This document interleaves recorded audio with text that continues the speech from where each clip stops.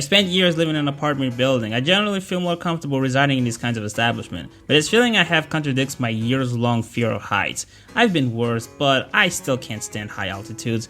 It's funny because as far as I can remember, I can't pinpoint an exact event that could have caused my fear of heights, which is why I find it interesting when I see fictional characters being granted an explanation.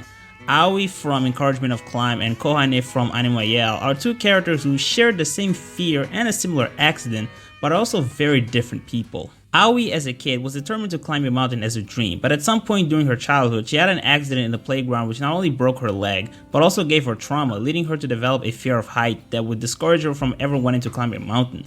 This also had an effect on her social life as she became more of an indoors person, unsurprisingly since I can imagine that kind of incident making her more cautious and fearful for her physical safety, but it also made her socially reclusive and communicating with other people became a lot more difficult for her. In contrast, we have Kohane, who has almost an exact opposite personality from Aoi. She's a lot more airheaded and friendly. And I think these two distinct traits is what end up affecting her point of view when compared to the former, as she also had an accident when she was a child, albeit for an even more reckless reason, and what caused her fear of heights wasn't so much being afraid of getting hurt again, but more so not wanting her friends and family to go through the same anxious and saddening experience that they did when she was hospitalized. Now, her goal is to be a cheerleader, so her fear of height isn't as much of a deal breaker when compared to someone who wants to climb a mountain, although it does create a hindrance when it comes to doing a pyramid formation and Kohane has to stay on top.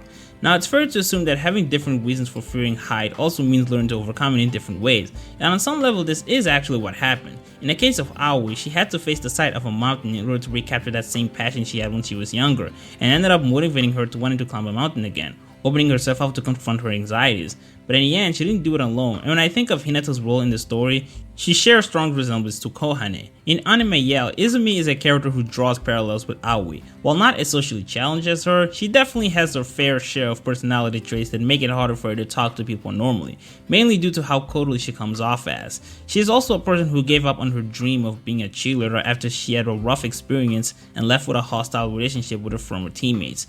Kohane, much like Hinata, had to pester her enough times and encourage her to get back to her dream, and spending time together, including with other people, improved Izumi's social life overall, which is also what happened to Aoi. It's impressive how much she had grown as the series went on, allowing herself to let loose and taking on challenges that I couldn't imagine her doing at the start. In the case of Kohane, for her to overcome her fear of height, she had to learn how to trust her teammates. For someone who blamed her actions for the tough times her family went through, it's difficult for her to take such high altitude risks and carrying that guilty conscience by herself.